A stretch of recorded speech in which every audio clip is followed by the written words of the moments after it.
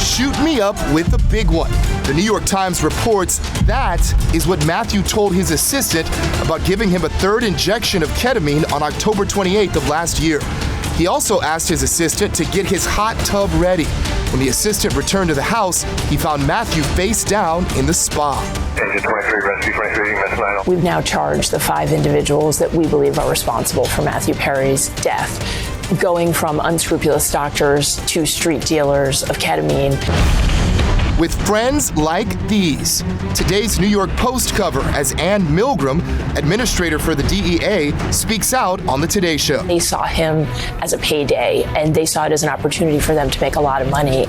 This network included a live-in assistant, various go-betweens, 2 medical doctors, and a major source of drug supply known as, quote, the ketamine queen. Nearly 10 months after his death, the joint law enforcement probe led to the indictment and arrest of everyone authorities believe helped deliver the fatal dose of the drug ketamine to the Friend star. The 2 lead defendants in this case are defendants Salvador Plasencia and defendant Jasvine Sanya, known as, quote, the ketamine queen. Defendant Plasencia was a medical doctor.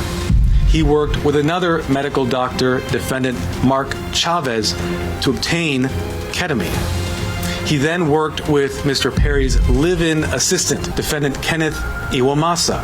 They distributed approximately 20 vials of ketamine to Mr. Perry in exchange for $55,000 in cash. Defendant Plasencia saw this as an opportunity to profit off of Mr. Perry. He wrote in a text message in September 2023, quote, I wonder how much this moron will pay. On one occasion, he injected Mr. Perry with ketamine, and he saw Mr. Perry freeze up and his blood pressure spike. Despite that, he left additional vials of ketamine for defendant Iwamasa to administer to Mr. Perry. According to new legal docs obtained by TMZ, Iwamasa pled guilty to conspiracy to distribute ketamine, resulting in death and serious bodily injury. What did the cops find inside the alleged ketamine queen's home? They said her home was not just a stash house, it was a drug emporium. And they're alleging that she is dealing to a lot of people beyond Matthew Perry. Just part of the drowning.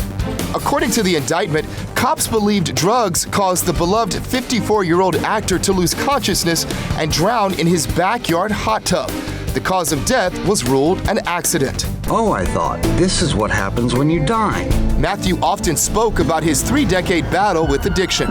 I spent upward of $7 million trying to get sober. In his own words, Perry explained in his best-selling novel Friends, Lovers, and the Big Terrible Thing when he used ketamine for anxiety and depression, it made him feel uneasy. Taking K is like being hit in the head with a giant happy shovel, but the hangover was rough and outweighed the shovel. Ketamine was not for me. After Matthew's autopsy, authorities confirmed the fatal dose was not part of his prescribed treatment because the last time he used ketamine therapy was a week and a half before he passed away. The amount of the drug found in Matthew's bloodstream was the same used for general anesthesia for surgery.